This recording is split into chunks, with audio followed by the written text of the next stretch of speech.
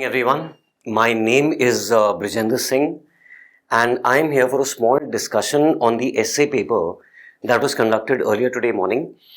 Now before I look at the topics, before we start discussing what exactly could have been written over there, let me first take up some basic questions, some common questions that students would have. First and the most common question would be that what was the level of difficulty in this paper? And honestly speaking, the paper was very easy with one condition: if you chose the right topics. There are a couple of topics. In fact, I think there was only one topic that many students would find extremely difficult to find any content to write, which was that maths is the music of reason. With that one exception, all the other topics students could have written fairly comfortably, fairly easily. And even for a student who was a little unsure about their preparation, the good part was that in both the sections, there was at least one topic easily identifiable on which every single student could have written comfortably and confidently. So, level was more or less easy. Second question that needs to be answered this year is, has the pattern changed?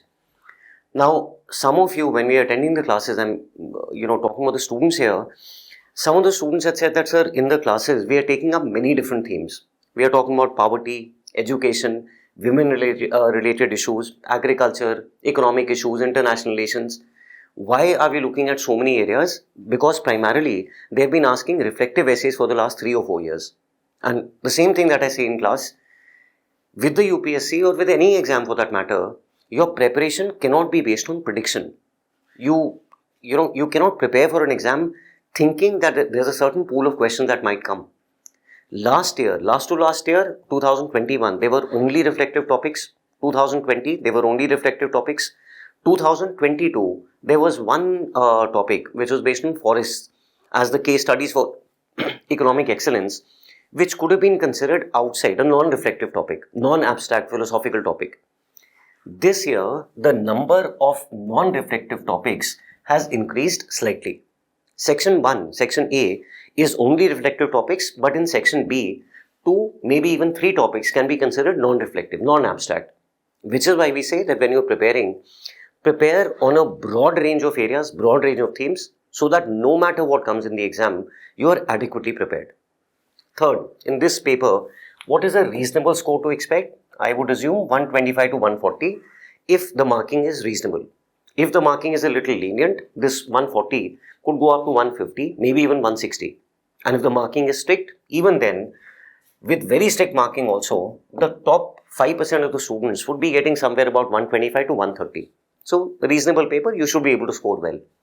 Good part is that since this paper has gone on well, I'm assuming that for the next 2 days, the GS papers that are coming up, every student will be feeling a little more positive, little more relaxed. After weeks of hard work, after months of studying hard, at least the beginning has been good. That is a very positive indication. Fourth, yes, very common question that students ask, which optional is useful for the essay paper? I think after looking at the 8 topics, we'll just look at them in a minute or so. After looking at the topics in this paper, I think everyone will understand that there is not one single optional paper, not one single subject, which will help you in writing good essays for both the sections. Any option that you look at, whether it is political science, whether it is geography, whether it is philosophy, whether it is history, there is not one single topic or one single option based on which these topics can be answered well. However, what I've told you many times in class, the essay paper has a very high degree of overlap with the ethics paper. GS paper number 4, the ethics paper will be helpful. What you're preparing for essay will help you in ethics. What you prepared in ethics will definitely help you in the essay paper. And a common question for some students who might be preparing on their own, their question usually is, how do I prepare for the essay paper? It's a full 250 mark paper. It can be highly scoring. What can I do? 3 things. Number 1, please collect good quality and relevant content. Number 2, as frequently as possible, please practice writing. If you write, this is the month of September, middle of September, starting now till about the month of December, which is about 3.5 months left in this year, every alternate week also, twice in a month, if you write essays, you would have still ended up writing about 7 or 8 essays by the end of the year. Even those 8 essays is much better than writing nothing. Start writing, even if your writing is not good. See, why do students not write on their own, because many of us have what is called a writer's block. Every single student, when they write for the first time, they think that my first piece of writing should be very powerful, should be very effective, should be grammatically correct, the content should be very good. Please understand that this is an ongoing, evolving process. The more you practice, the better you will become. So don't delay, start writing. And number 3, whatever you're writing, for you to improve, you will need standardized evaluation. Get your essays evaluated. That's a very easy way of identifying where you're going wrong and what needs to be done to improve. When I'm sitting and writing 1200 words, I'm spending 1.5 hours. There are some thoughts that are going on in my mind. No matter how much I brainstorm, no matter how well I prepare, once I start writing, I am immersed in my own thoughts. As a result of which, there could be a huge difference between what I think I'm writing on paper as compared to what a third party, what a reader, what an evaluator understands by reading the same thing. If you get it evaluated, the reader's questions, the evaluator's questions will help you understand where there were gaps in your writing, where something was difficult to understand, where an example was completely inappropriate. And that will help you improve and refine over a period of time. Some basic questions that students probably will have. Now, without taking up much time, let me start with the more important part, which is a look at this paper itself. 8 topics that were given over here. This is section A, that is section B. In this video, I think we'll just focus on 4 so we can do them appropriately. The first 4 topics. Number 1, thinking is like a game. It does not begin unless there's an opposite team. Number 2, visionary decision making happens at the intersection of intuition and logic. Number 3, not all who wander are lost. And number 4, inspiration for creativity springs from the effort to look for the magical in the mundane. We'll take a look at them, but I'm sure you already have access to this paper. Like I said earlier also, the only topic that was a little difficult was this number 6. Maths is the music of reason. The only one that students will find challenging. Other than that, there's nothing that is difficult here. And again, like I was saying, if you take a look at section B, topic number, let me write the topic number over here, topic number 5, topic number 6, and 5, 7 and 8. 5, 7 and 8 cannot be called purely abstract or purely philosophical topics. Topic number 5, for example, is talking about social issues, is talking about women, is talking about gender-related issues, patriarchy, gender equality, and so on. Topic number 7 over here is talking about social justice. Could also be talking about economic justice, political justice, access to healthcare, access to education, proper nutrition.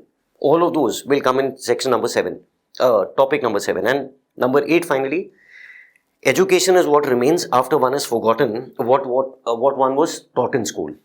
This is not only purely about education, there are many other forms of education that we can talk about over here. But that discussion we'll leave for another time. For now, let me take a look at these 4 over here. Before I start looking at these 4, for students who wrote the prelims this year but were not able to pass, for students who are sitting for the exam next year, the first attempt itself will be next year, let me also briefly share the elements that any good essay should have. 5 elements that we look for. Number 1, most importantly, interpret the topic correctly. If your interpretation of the topic is not correct, there's a high probability that your essay will digress significantly from the expected lines. There was a student who had called me up, I think this is barely about 10 or 12 days back. This year, she was not able to clear the prelims. Last year, when she gave the exam, she wrote her mains but did not clear the mains.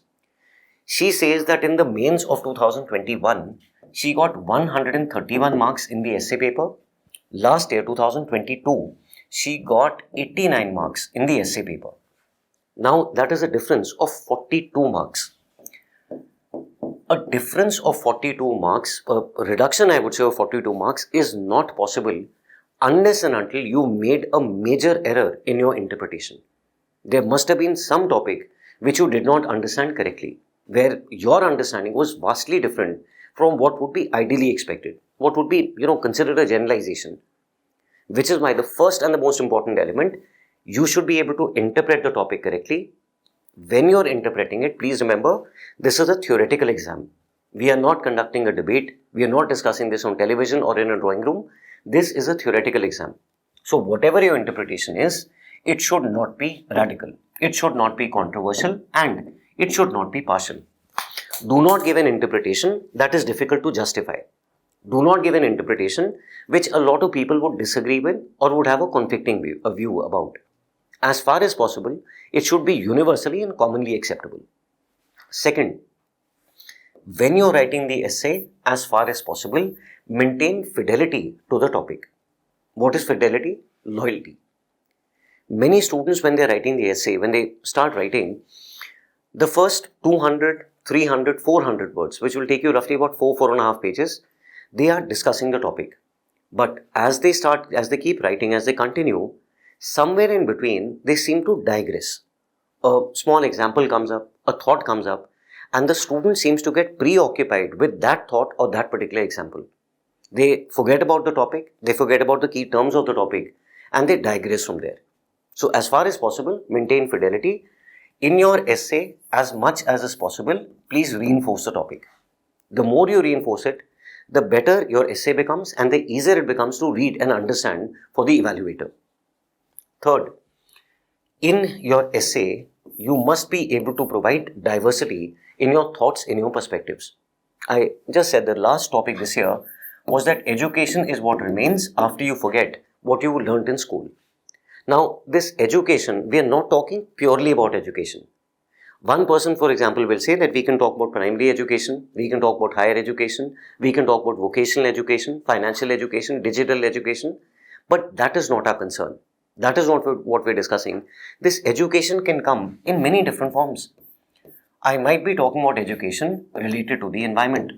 I might be talking about education with regard to good healthcare practices, preventive practices. I could be talking about education with regard to the security of a country.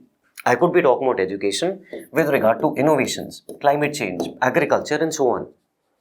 The more there are different perspectives, different thoughts that are offered in your essay, the richer is your content and the better, of course, will be your marks. Fourth, always use examples, data, quotes, evidence, facts to substantiate your point of view. Now here there are two categories of students that emerge. Some students use examples excessively and some have a sheer deficit of examples in what they write. And in both cases, you are unfortunately incorrect. Some students, when I say excess of examples, what does this mean? That there is no academic content, there is no academic value in what they're writing.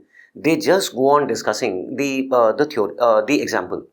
For example, if I say that, education is what you remember, let's say I want to give the example with regard to climate change of a girl called Greta Thunberg.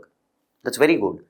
But now a student writes a 120 word long paragraph. In that paragraph, this person only discusses Greta Thunberg and how, despite being a young girl, a small girl, she has been able to bring about a massive change in the world regarding climate change and the impact as compared to even seasoned academics and seasoned environmentalists. Your thought is very good, but throughout you're just discussing an example. So when I finished reading your essay, I realized there are 5, 6, 7 such examples given, but there is no thought that is emerging clearly. Some other students, on the other hand, they focus only on describing what the content is, what the theory is. They do not give any examples at all. There's a sheer deficit. They keep, especially when it comes to abstract essays, philosophical essays, what students do is they keep discussing their thoughts.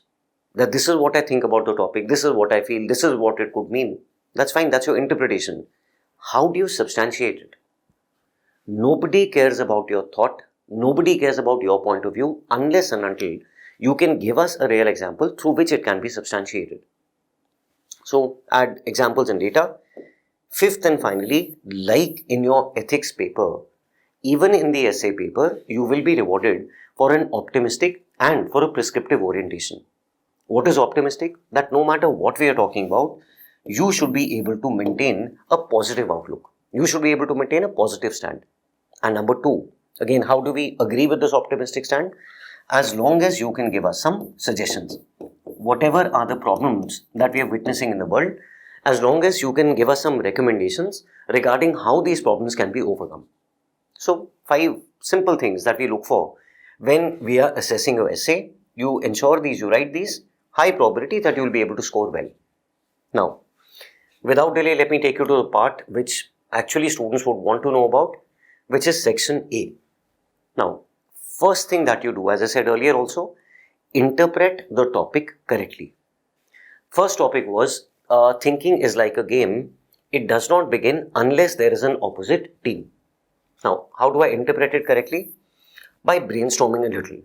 So when I look at this topic, the first question in my mind is, why does thinking need an opposite team? Why can thinking not be done only by myself? Now, when we say opposite team, it does not necessarily mean that there has to be an entity, an individual, an organization, a country in front of you. At times, you could be reflecting or introspecting by yourself. But even when you're introspecting, there is always 2 elements or 2 dimensions that are involved. To take a small example before we look at this, let's say I'm talking about a person called Valmiki. Valmiki sits down, or Agni Sharma as he was called that time, he sits down and he starts thinking about how he has been living his life. But even here, there's an opposite team. One is the Agni Sharma of that time, or let me say the Agni Sharma of the old, and number 2, the reborn Agni Sharma as Valmiki. That thinking will not happen unless and until. Why does he do it? Because he starts understanding the error of his ways.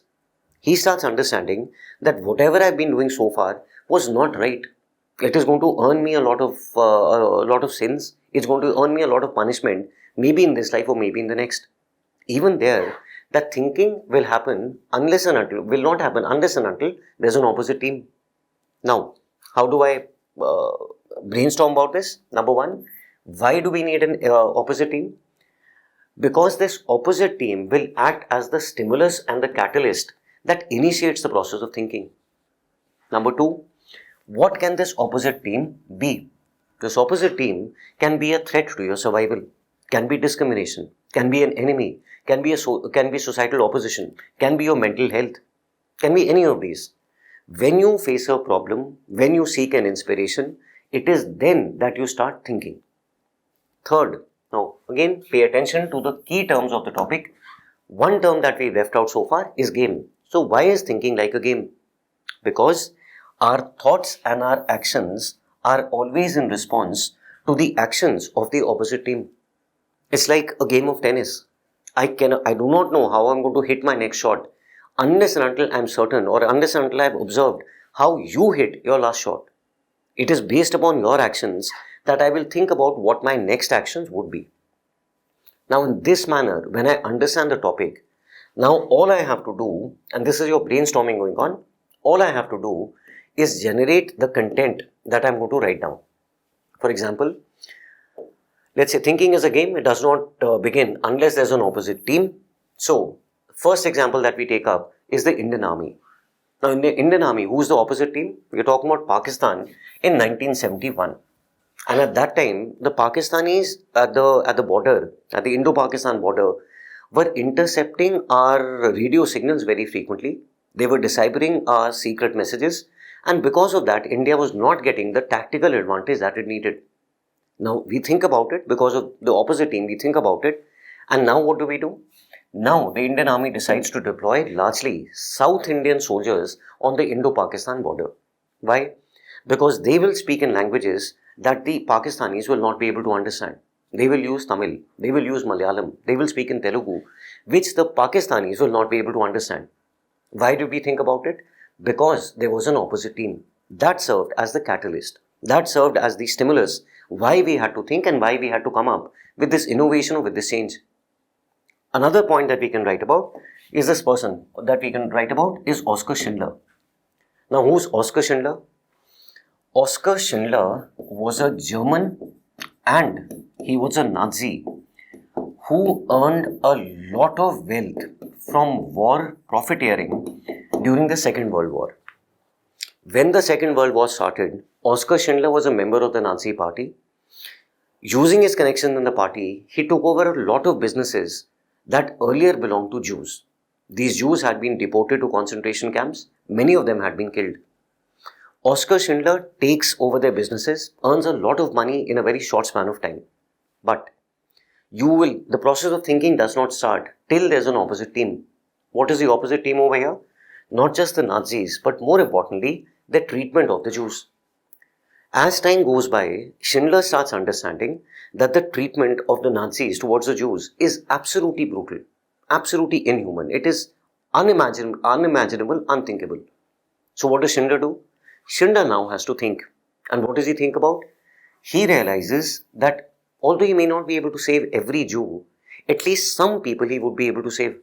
And how can he do that? Very simply, employ Jews in his companies. This man single-handedly, when you read about him, one of the most outstanding human beings you will ever come across, was able to single-handedly save 1,200 Jews from deportation and from death. He would just tell the Nazis, any person that they wanted to take away, he would just tell them that he is very important for my companies, and my companies in turn are very important for Germany's war effort. As a result of which, those people would be spared, he would get their documents made, and he would slowly keep smuggling them out of Germany. But what started all this thinking? The thinking came because of the opposite team. Third, we can talk about South Africa in the early 90s under Nelson Mandela as the president. Now, when Nelson Mandela takes over, he realizes that the entire country is divided, very badly divided, between the black population and the white population. Why? Because for the last 45 years, they have witnessed what is today remembered as apartheid, racial segregation. Now, here who's the opposite team? Nelson Mandela himself is black. So for him, the opposite team would become the white population. But Mandela realizes that there's a very clear choice before him now.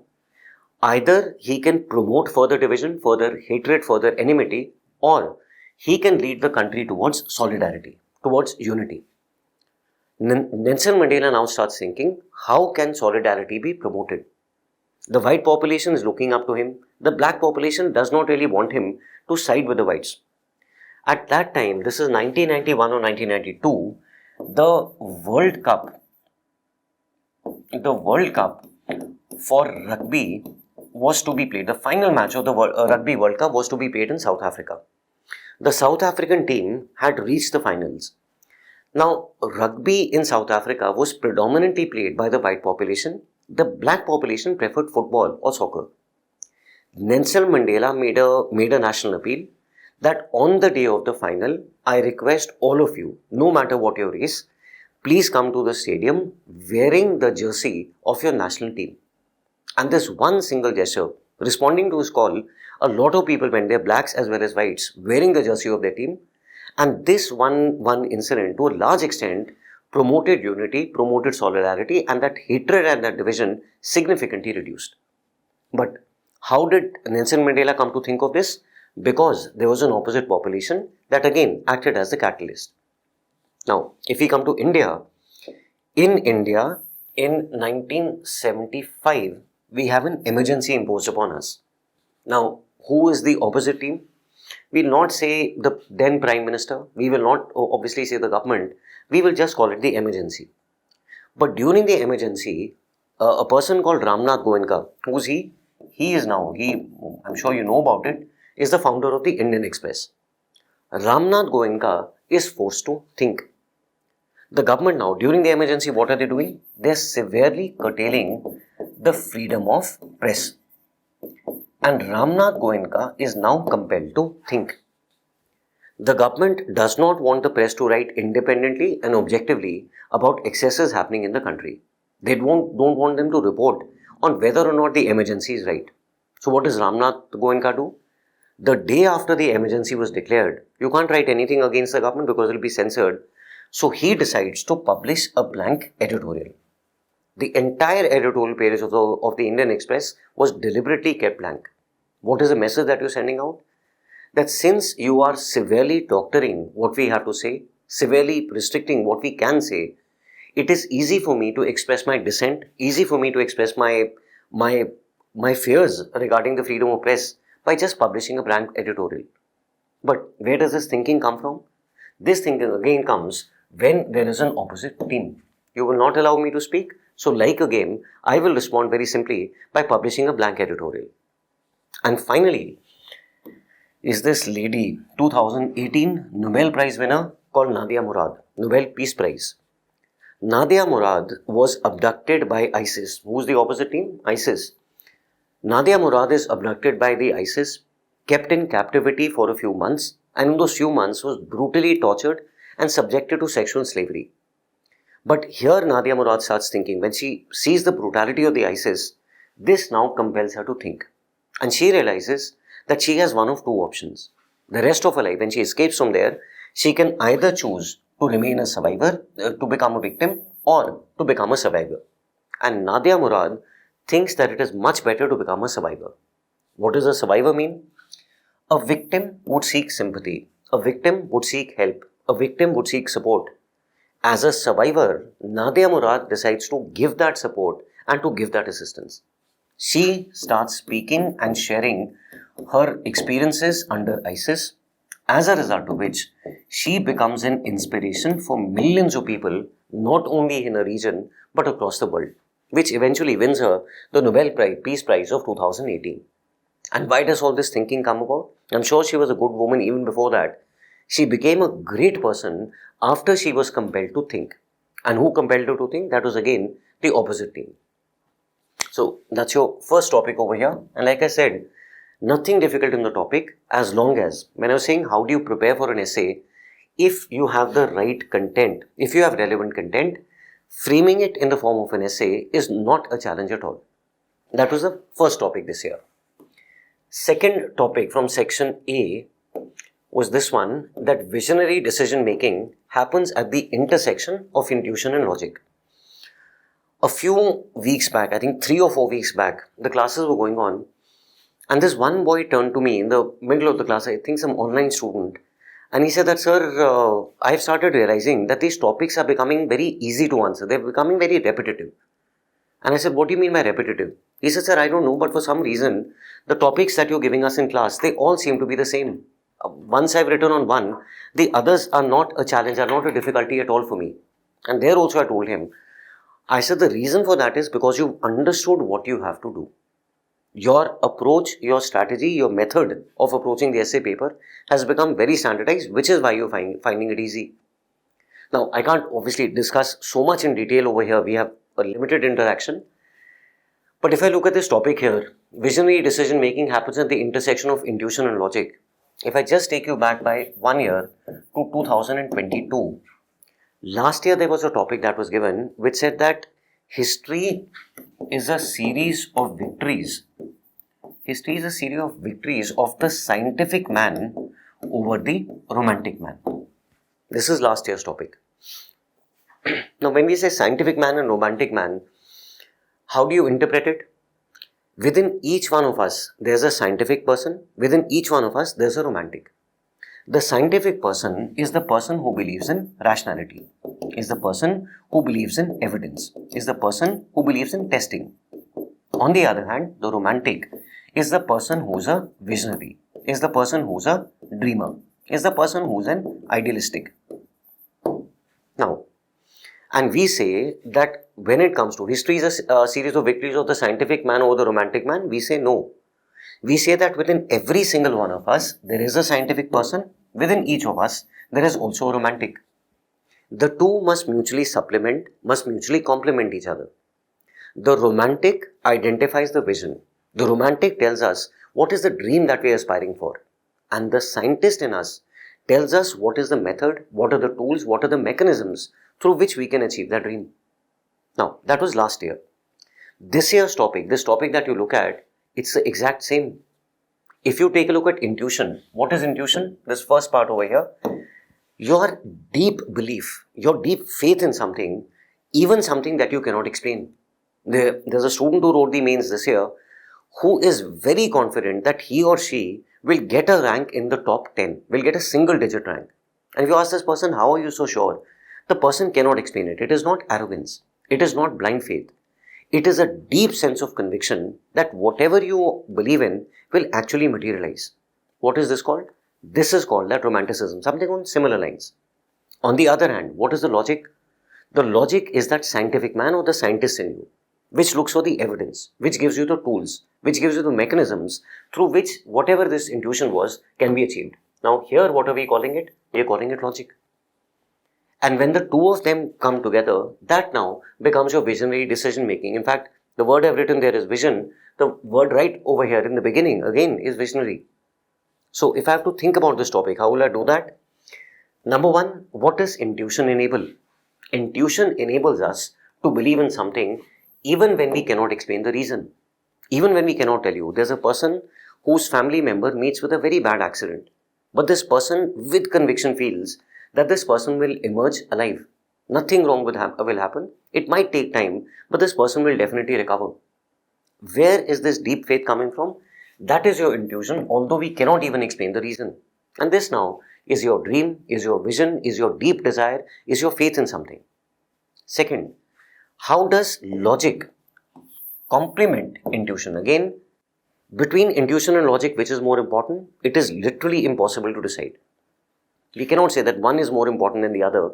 We will say that it complements that intuition. How does it complement? It gives us the tool to achieve our dreams. It helps us to overcome obstacles. Logic tells you that even if you have a dream, how exactly can you achieve it? What are the likely obstacles that you'll face? How can these obstacles be overcome? And third, how do both of them lead to a visionary decision? Because again, they are mutually complementary. Dreams cannot fulfill themselves, and tools are of no use without a dream to work towards. Logic alone will not help you unless you have the belief that you should take a risk. Every student sitting for this exam is taking a huge risk with their lives, because there are roughly 10 lakh people filling up the form and barely 800 people who make it to the final list. And for the services most students want, those services, for example the IAS, the total number of vacancies would be less than 150. But they have this deep belief, that unshakable faith that they will be able to make it. Those tools are of no use without that dream, and the dream cannot be fulfilled unless you have those tools to work towards a dream. Now, this is our interpretation that we need a combination of the two. They are mutually supplementary. Question is, what will I write as my content? Now, in my content, we start first, intersection of intuition and logic. So, we start with the example of this person called Chewang Naufel. Where does he live? In Ladakh. Now, Ladakh is an area, it's a dry desert, a mountain desert. In Ladakh, there's a terrible scarcity of water. But for some reason, Chewang Naufel has this deep conviction, this intuition, that he can solve the water scarcity in Ladakh. Now, if he thinks that he can solve the water scarcity, he will need some logic behind it. And what is the logic? Logic is that during the winters, we can freeze extra water. We can make ice stupas. We can make artificial glaciers. And that is precisely what he does. In the winters, when water is more abundant, what will they do? Very simply, they will create channels. They will put the water over there, and later, in the summers when they need it, it will keep melting and it will keep coming to them, especially during the winter months. Similarly, number two, we take a look at, yes, a very, very inspirational example, Thomas Alva Edison, and I would not even say Edison. Along with that, more importantly, I would say his mother, outstanding lady. Now, Edison was a very small child when he came back home one day and he gave his mother a letter from his school. The mother read the letter to Edison and told him that this letter is saying that you are very intelligent, you are more intelligent than the teachers in your school. So the teachers in your school have said that they cannot teach you anymore. You're too bright, you'll have to study at home now. Edison didn't care much about it, he didn't think much about it, and for the rest of his life, he was home educated. He grew up to become one of the greatest inventors of his times. A few years after his mother's death, when he was going through her belongings, he found that letter. And when he read the letter actually said that your son, the letter written to his mother, said that your son is mentally deficient. We will not be able to teach a child like him. He is expelled from the school. And that is when Edison realized that his mother had lied to him that day, had not let his confidence break, had not made him question himself, and she had inspired in him the confidence that he was as good and could be better than anyone else in the world. Now, in the case of Edison's mother, what is the intuition? That her child has potential. He is not mentally deficient. He can become as good or as bad as anyone else. And now, if the child has potential, how do you realize the potential? Simple logic, that you will have to homeschool him. She teaches him and again turns him into one of the greatest inventors that mankind has ever seen. Third, again, intuition and logic. So, example that we take over here is Piplantari. Piplantari is a small village in Rajasthan. Now, India is a country where even today, we cannot always say that the birth of a girl child in our country is welcome. Female infanticide is very high. Female feticide is very high. The villagers of Piplantari village in about 2005-2006 have this deep intuition that the perception towards girls can be improved. A lot of families believe that the birth of a girl is a burden upon them. Raising and educating a girl is not an easy task. Providing for the girl even after she gets married will not be easy. Usually there's a negative perception and the male child is given preference. People of Piplantari believe that this perception can be improved. But just because you believe it can be improved, you will not be able to do it unless and until you have the tools and the logic. So what do? Using this logic, they say that now we will start celebrating the birth of girls. And since then, since 2006, every time a girl is born in the village, the villagers go out and they plant 111 trees to celebrate the birth of the girl. They also contribute, in fact, the more details, they also contribute 11,000 rupees, take 10,000 rupees from the parents, make a fixed deposit in the girl's name, and they take a written undertaking from the parents that you will not marry this girl off, you will not compel her to get married until her formal education is completed. And that, of course, becomes a visionary decision because in that region now, girls will finally get equality, parity as compared to the male population. Another piece of content that you can write over here, very famous man again, Dasharath Manjhi, who cut a mountain in Bihar. Now, Dasharath Manjhi is a simple daily wage laborer. He's living with his wife, living a content life. Wife unfortunately falls unwell. She has to be taken to a nearby hospital. But between the village and the hospital stands a mountain. Because of the mountain, the road goes around the mountain, which increases the time that it takes to reach the hospital. And because of this increased time, one day, they do not reach the hospital on time and his wife unfortunately dies. Dasharath Manjhi sits back and thinks about what can be done in the future. He realizes his tragedy he cannot reverse, but he doesn't want others to go through the same misery, the same pain. Dasharath Manjhi has the conviction that local connectivity in the area can be improved. How can you improve it? Now, we need logic. He doesn't have money. He doesn't have a lot of manpower, doesn't have a lot of resources. So he realizes that he individually, single-handedly, will have to put in a lot of manual labor. And with just a shovel and a spade, he keeps cutting at the mountain for the next 22 years, which, by some coincidence, is the exact period of time that it took to make the Taj Mahal. And again, he did it all for his wife. But again, that visionary decision would not have been possible unless and until it was backed by logic. And finally, the example again, very inspirational, which is Lijjat Papad. Lijjat Papad was started by 7 women with a total capital of 80 rupees. These women realized, living their normal lives, and this is the 1950s I'm talking about, a very different India, very different Indian society. These women realized that we need to become financially independent. They had the conviction, they had this intuition that we can become financially independent, successful. But at the same time, if I want to become financially independent, I'll have to work. Now, in the India of the 1950s, for a married woman, being able to separate her domestic and her occupational duties would not have been easy. So what did these women do? They came up with this simple idea that what we can do with our domestic work is make papad.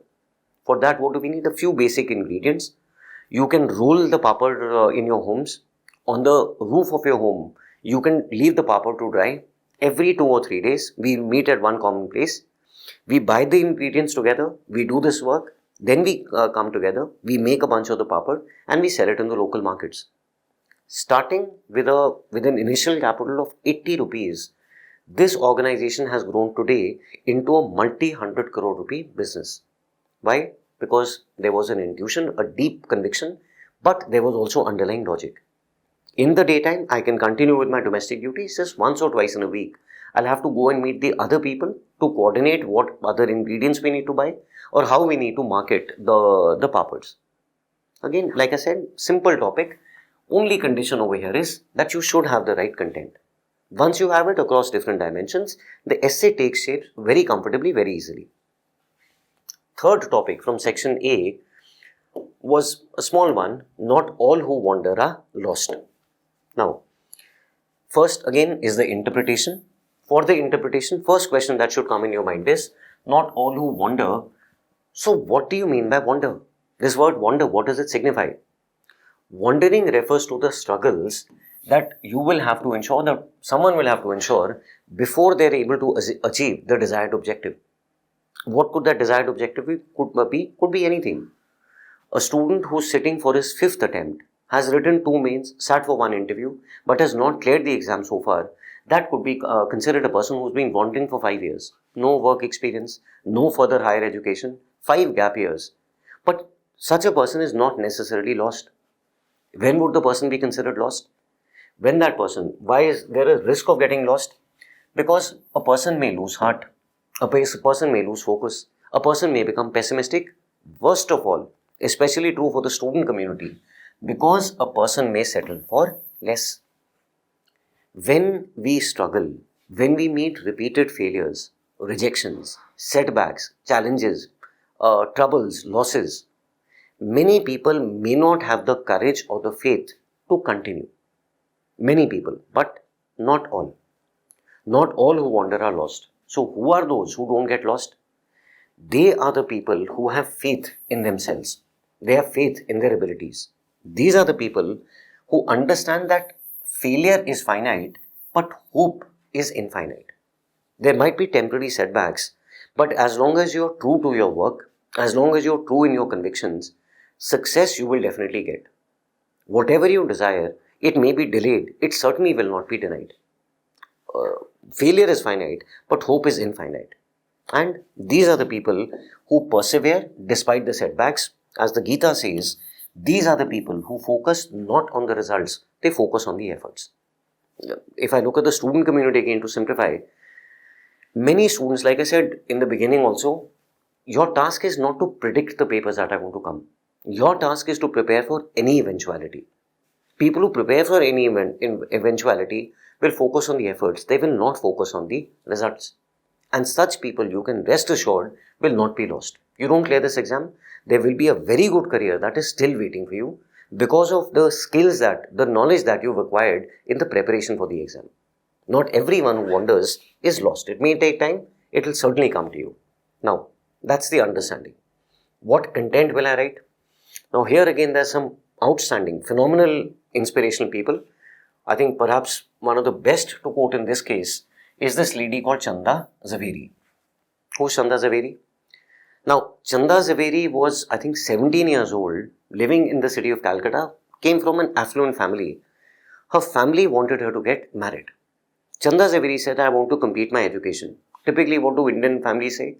That you get married and then you can continue education. Nobody is objecting to that. Chanda knew that this was not going to be possible. One day, wearing just the diamond earrings that she had in her ears, with just that one possession, she went to the airport, sold the earrings, bought tickets, took a flight and landed in the US. In the US, now what is the wandering? She goes against her family, and what I couldn't write here, let me add, had to go through a lot of difficulties, a lot of wandering. What is the wandering? Number one, to support herself when she reached the US for some years, she had to work as a maid.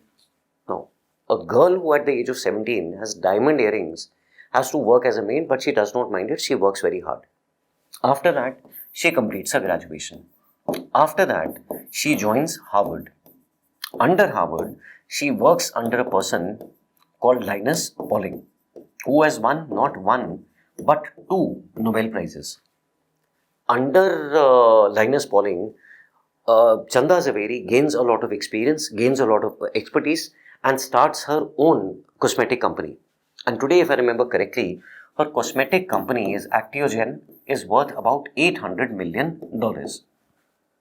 Not all who wonder. Now, if you had met her, see, if I say that she started this at the age of 17, the struggle at the age of 17, and she was finally able to start her company at the age of 26, it seems like a small gap of 9 years, 12 years, 5 years. But for those 5 years, every single day, this person is living in uncertainty. This person is struggling, not knowing what will come next. To put this into perspective, I don't know what you people are doing with your time. For the last 3.5 years in this country, there is a person called Neeraj Chopra. He won the gold last time in the last Olympics. 3.5 years, some people have joined and finished their college. Some people have finished their post-graduation. Some people have started a job, got their first promotion. Those 3.5 years, what has this person been doing? Just one thing. Every single day, he's throwing the javelin. Now, he's already won a gold medal, so I would not say that he's wandering. He's already achieved success. Consider what happened before that Olympics. He must have been throwing the javelin for 4, 6, 8 years even before that. But what enables you to, or what prevents you from getting lost? In Chanda Zaveri's case, in Neeraj Chopra's case, self-belief. That no matter what, it may be, I may have to struggle, may have to work very hard, but I will be able to achieve what I desire. Similarly, another example that you can quote over here from the field of sports is this person called Marwan Attapattu. Who is he? He is a Sri Lankan cricketer. Now, in the case of Marwan Attapattu, what is the wondering for him? That it takes him 6 years to score his second run in Test cricket. Any person who plays for the national team, any sport that you're playing for, if you're playing for the national team, you must be good at that sport. You will not reach that level unless you are really skilled. Marwan Attapattu, after a long time, gets a chance to play for Sri Lanka. How much does he make? First match that he plays, 2 innings, he makes 0-0. He's dropped from the team, goes back, plays domestic cricket, plays county cricket. About 18-20 months later, he's given another chance. Comes back, makes 0-0 again. Again is dropped. Again, and this goes back and forth, back and forth. Finally, after 6 years, he starts scoring. And after 6 years, there was no looking back. He rises to become even. He's got, I think, 3 double centuries to his name.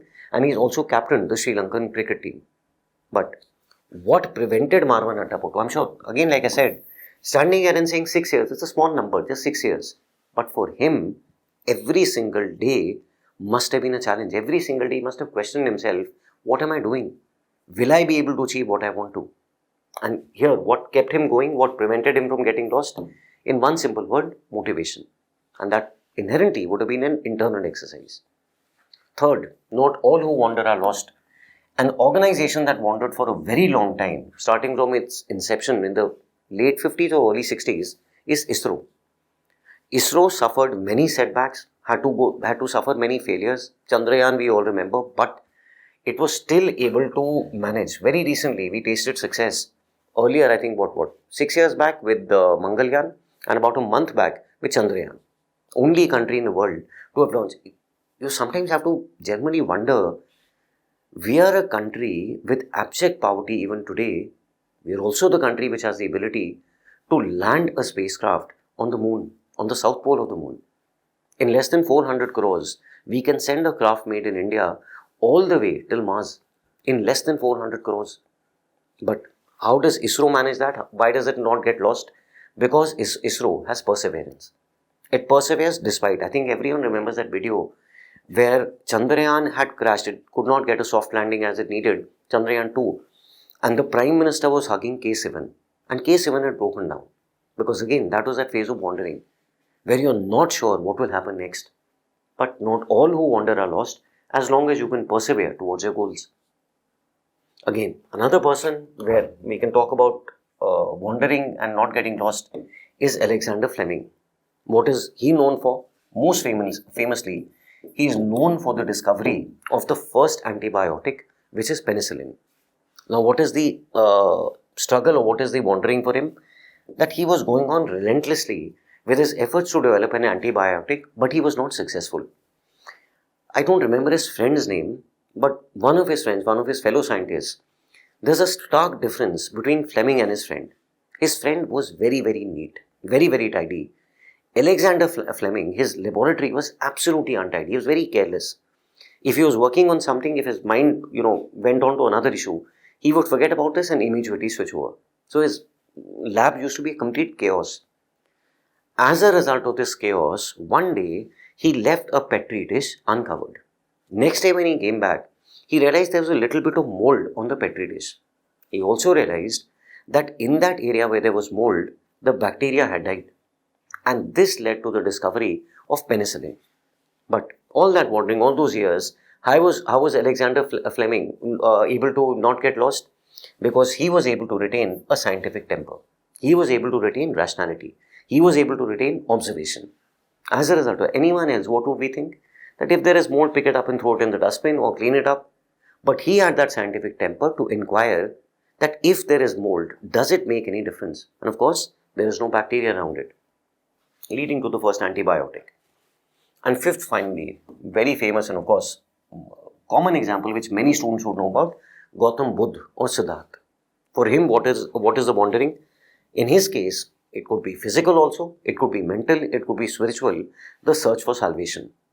This is a person who legend says woke up in the middle of the night, left his life, his family, his children, his kingdom, everything behind, and wandered off in the search for salvation, which will take him many years. But many years later, when he returns, Siddhartha is the enlightened one, or Siddhartha becomes Buddha. And what prevents him from getting lost in all those years? The ability, the willingness, the strength to look within and to introspect. To find an answer for just one question, that when there is one universal truth for all of us, that every human being is mortal, every human being one day has to die, then why does mankind suffer so much? And what is the answer for that? In one word, he says, the root cause of all this suffering, all this pain, misery is desire. And why does he? That's why we say that all those who wander are not lost. And finally, from section A, the fourth and the final topic, inspiration for creativity springs from the effort to look for the magical in the mundane. Very nice topic actually. I was talking to this boy who gave his attempt this year. He called me, I think, about 1 hour after the essay paper. And he was saying that, sir, finally the mains have started, was under a lot of stress, lot of studies and all that. And I just told him one thing. He explained to me what he had written in the paper. He was discussing that. And I told him that, after listening to you, one thing I've realized, that the UPSC makes outstanding papers. Because by the time you finish going through your studies and you write your mains even once, compared to who you were when you began, there's a world of a difference. And this is one of those topics, very nicely given. Inspiration for creativity springs from the effort to look for the magical in the mundane. First question over here is, what can be considered mundane?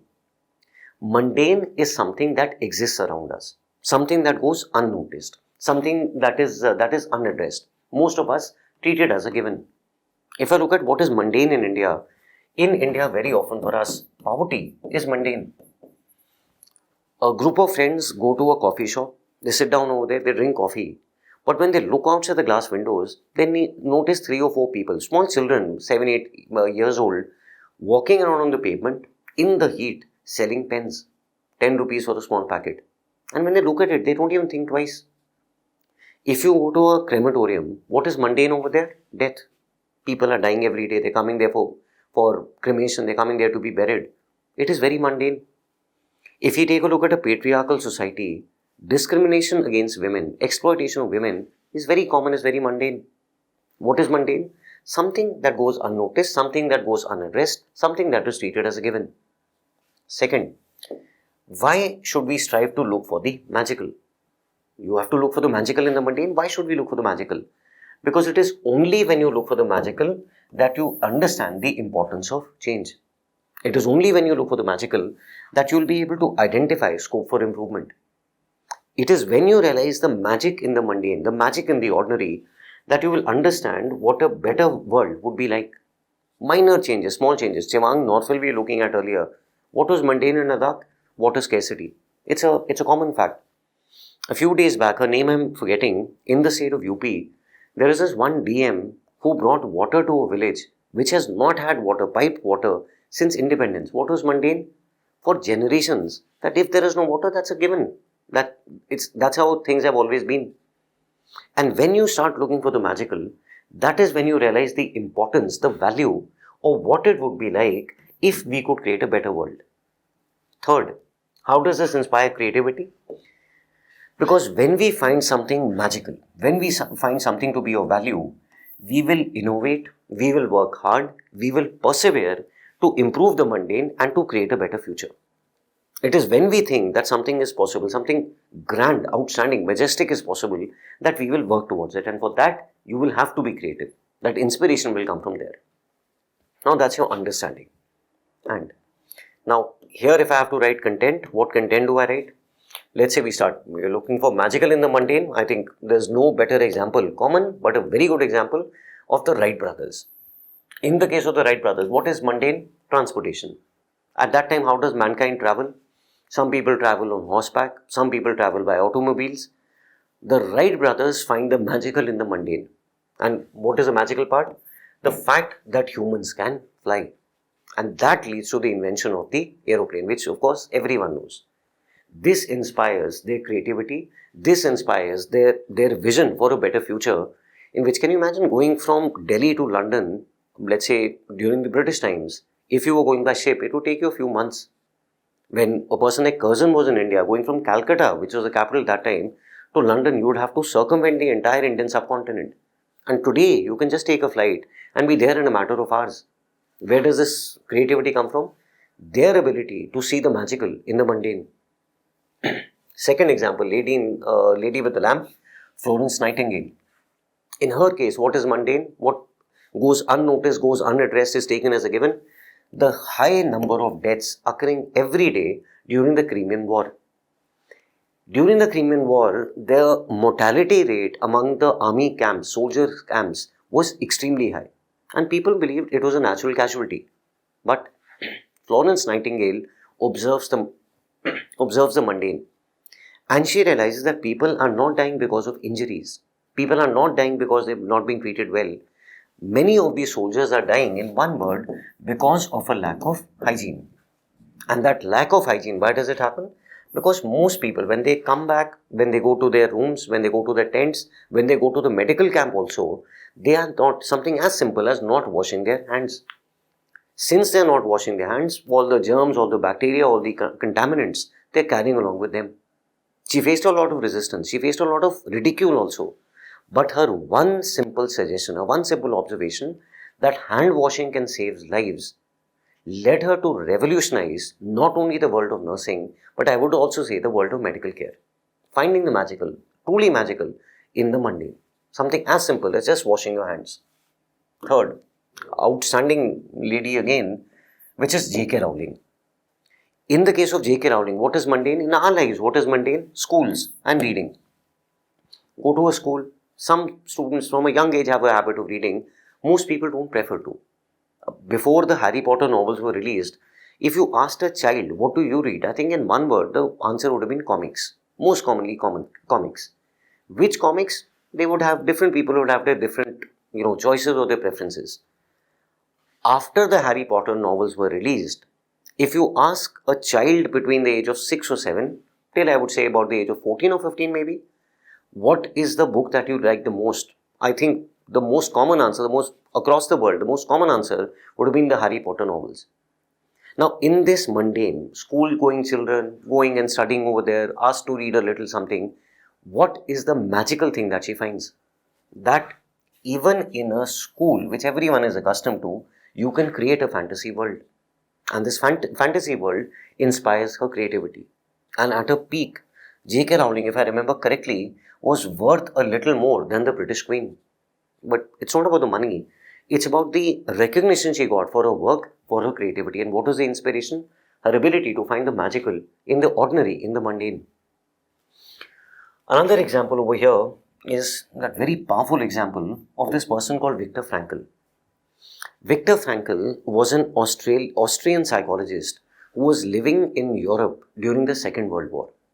He, along with his family, were arrested by the Nazis and put in concentration camps. In front of him, he saw his father, his mother, his brother, and his wife die. That's his family. Other than that, on a daily basis, people were dying like flies all around him. Now, for a person like him in those concentration camps, what is mundane? Deaths. By the dozens, by the hundreds, every single day, all around you. Tragedy, misery, sorrow, all the time. What is the magical thing that he finds? Magical thing that Frankl identifies is that in the concentration camps also, there were some people, he realized, some prisoners who had a higher chance of surviving. Certain other people had a higher chance of perishing. And he realized that the difference between the two, the magical part was that those who had a greater chance of surviving were those people with a stronger sense of purpose. People who had a sense of purpose in their life. What could the sense of purpose be? For some, it could be a loved one waiting for them at home. For some, could be the deep desire to return to a house that they had left behind. For some, it could be a child. For some, something or the other. Those who had a sense of purpose had a much greater chance of surviving. Based upon his observations and the research that he did over there, limited research that he must have been able to do, Viktor Frankl was not only able to survive the Second World War, survive the Nazi concentration camps. After the Second World War, he came up with the theory of logotherapy. What is logotherapy based upon? That for any person to be happy, content, successful, it is very important to identify your purpose and to be able to work towards that purpose. Which is why in simple words, what do we say? That the purpose of life is a life of purpose. You identify that purpose, a high probability you will be able to survive. But this creativity, what inspires that? His ability to again, to find that magical sense of purpose in those mundane concentration camps. And finally, from India, the example of the Jaipur Fort. What is mundane? People or individuals who have physical disabilities. Either because of medical reasons, either because of an accident, for some reason or the other. And here, what is the magical part?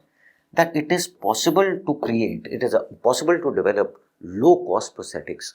And this now becomes the inspiration behind the Jaipur Fort. One of the most famous prosthetics, and this is almost about 4 decades old now. One of the most famous prosthetics in the world, available for people who, even for those people who have a limited capacity to pay. Like I said, again, this is just a little bit of content. More importantly for the students, this content you will be able to generate very easily if first, more importantly, the interpretation of your topics is right. And as I've said to you in class also, this interpretation please focus on, please develop, please get it checked. As long as you are able to do that, after that the essay will take shape, there will really not be much of a problem.